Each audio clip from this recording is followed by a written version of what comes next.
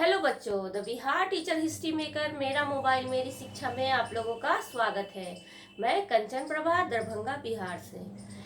तो पिछले वीडियो में मैंने क्या बताया था आप लोगों को? क्लास 7 का ज्योग्राफी चैप्टर 2 शुरुआत की थी मैंने और चट्टान एवं खनिज के विषय में बताया था। और ये भी बताया था कि चट्टान कितने प्रकार के होते हैं।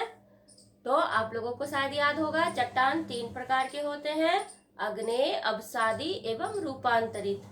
तो इस वीडियो में हम लोग पढ़ेंगे अग्नेय चट्टान के विषय में कि अग्नेय चट्टान कैसे बनते हैं, उसका निर्माण कैसे होता है, उसकी बहुत सारी बातों को।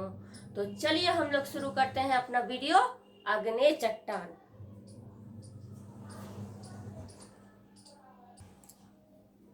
तो देखिए बच्चों, हम लोग ज्योग्राफी में चैप्टर 2 है चट्टान एवं खनिज में अग्नेय चट्टान पढ़ने वाले हैं। ठीक है बच्चों, अग्नेय चट्टान।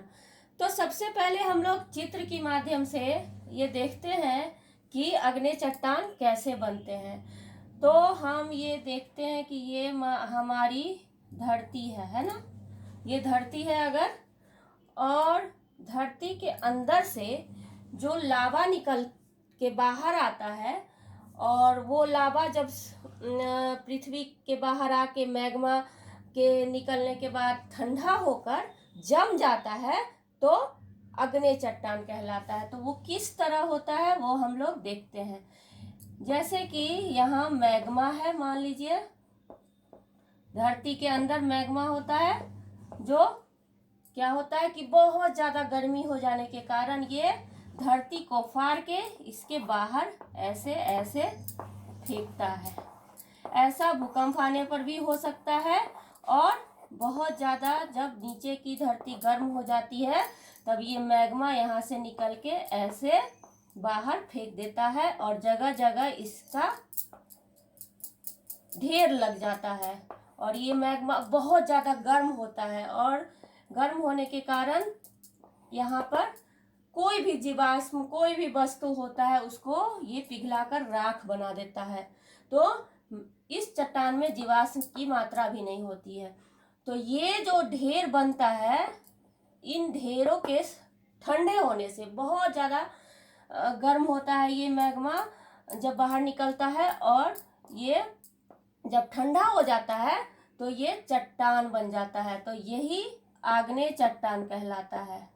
ये जब ठंडा होकर बहुत ठोस अवस्था में, बहुत ज़्यादा कड़ा अवस्था में बन जाता है ठंडा होने के कारण, तो ये अग्नेय चट्टान बन जाता है। ये लावा निकलता है ना, धरती के अंदर से मैग्मा के रूप में जब बाहर निकल जाता है तो ये लावा कहलाता है।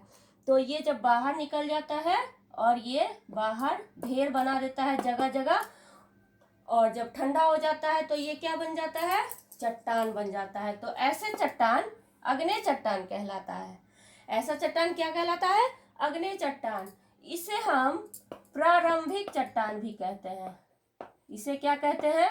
प्रारंभिक चट्टान भी नाम दिया गया है, क्योंकि सबसे पहला यही चट्टान का बनने का। और इसी चट्टान के बाद जो हम लोग पढ़ेंगे कि इस चट्टान के द्वारा ही रूपांतरित होता है और इसके अवसादों से दूसरे चट्टान बनते हैं। वो दोनों चट्टान जो है, और दूसरा और तीसरा चट्टान, वो भी इसी के द्वारा बनते हैं। तो इसलिए इसको प्रारंभिक चट्टान भी कहते हैं। ये जो है पृथ्वी के अंदर चट्टान, कुछ कभी कभी क्या होता है कि पृथ्वी के अंदर, इसके अंदर ही यहाँ पर मैग्मा बहुत ज़्यादा गर्म होकर पिघल जाता है। तो जो पृथ्वी के अंदर अगर लावा बन जाता है तो ऐसे चट्टान क्या कहलाएंगे? पृथ्वी के अंदर हो जाता है, ठंडा हो जाने के कारण ये चट्टान बन जाता है, तो ऐसे चट्टान ग्रेनाइट चट्टान कहलाते हैं।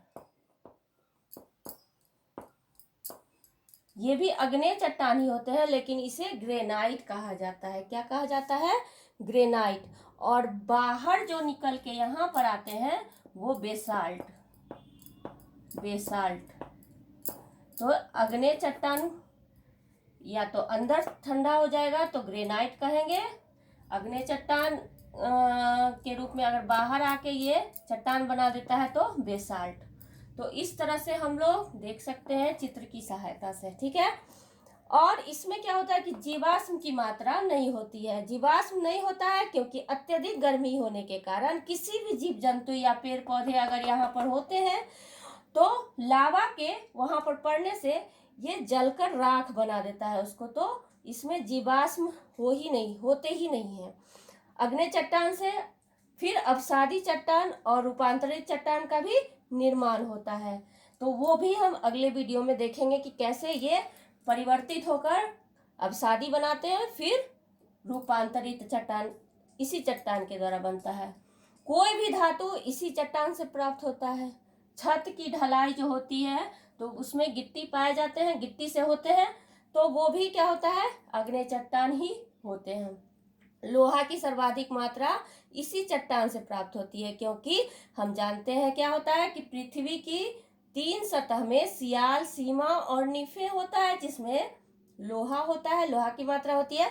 तो क्या होता है कि मैग्मा के साथ यहाँ पर अगर सियाल, सीमा और निफे है, 3 परत है पृथ्वी की, तो मैग्मा के साथ क्या होता है कि निफे, लोहा भी पूरी मात्रा में बाहर निकलती है। तो वो इसी चट्टान से पाए जाते हैं। लोहा जो हम लोग प्राप्त करते हैं अग्नि चट्टान के द्वारा प्राप्त करते हैं। तो इसको हम लोग देख लिए। अब इसकी मुख्य बातों को हम देखने जा रहे हैं। चलिए हम लोग इसकी मुख्य बातों को जानते हैं।